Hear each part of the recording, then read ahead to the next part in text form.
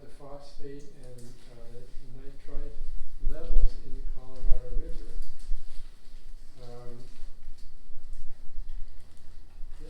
The limits that are being placed in this draft permit, as I said before, are higher than the limits that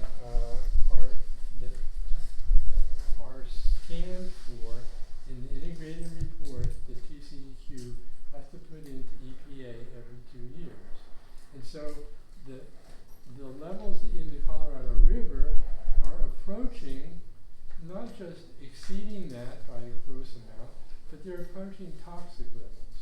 In fact, in the last 2 years, there have been 2 of the measurements that have been made by LCRA of nitrate have been over 9 milligrams per liter. EPA considers 10 to be toxic.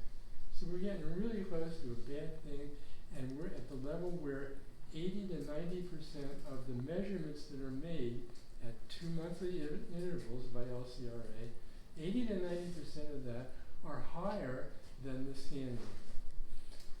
Now, you couple that with what we've heard about, I think somebody over here said something about the algal mess downstream that you can see from downtown Smithville. The limits that we have are obviously not enough to make the water be of high quality. So I would urge either or both of these things, that either TCEQ requires lower limits, in particular limits on total phosphate and nitrite that are lower than the scanning limit that they use for the EPA reports, or that Corix, as a good neighbor, on their own voluntarily decrease that amount, since I've been told that the technology they use can lower at least phosphate below the 1 milligram per liter it's at. So that's the first point I want to have formally.